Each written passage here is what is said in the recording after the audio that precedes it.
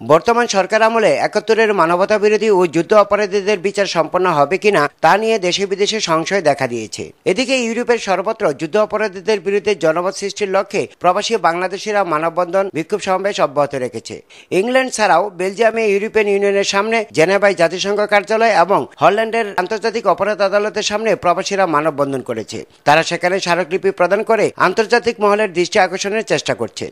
এদিকে আগামী ৮ জুলাই রোববার ইতালি আওয়ামী লীগ রোমের ঐতিহাসিক পিয়াজা রিপাবলিকায় মানববন্ধন করবে। যুদ্ধ অপরাধীদের দ্রুত বিচারের দাবিতে আহত এই মানববন্ধনে সর্বইউরোপীয় আওয়ামী লীগ নেতা সহ বিপুল সংখ্যক প্রবাসীর উপস্থিতির জন্য ইতিমধ্যেই প্রস্তুতি চূড়ান্ত করা হয়েছে। ইতালি আওয়ামী লীগ নেতারা এই সমাবেশকে ইউরোপের সর্ববৃহৎ সমাবেশে পরিণত করতে চান। তারা বলেন, কয়েক হাজার প্রবাসী সমাবেশ ঘটবে এই মানববন্ধনে।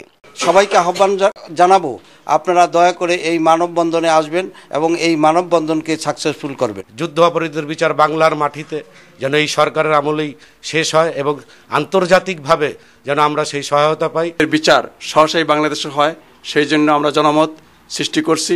এ উপলক্ষে শনিবার রাজধানী রোমে ইতালি আওয়ামী লীগ এক প্রস্তুতি সভার আয়োজন করে। ইতালি আওয়ামী লীগ সভাপতি মুক্তিযোদ্ধা মাহতাব হোসেন, সাধারণ সম্পাদক হাসান ইকবাল, যুগ্ম সম্পাদক মিজানুর রহমান লিটন সহ বিপুল সংখ্যক নেতা এখানে উপস্থিত ছিলেন। এছাড়া একই দাবিতে আগামী ৫ জুলাই ইতালির জাতীয় সংসদের সামনে অপর একটি মানববন্ধন হবার কথা রয়েছে। Hasan Mahmud, ATN Bangla, Rome, Italy.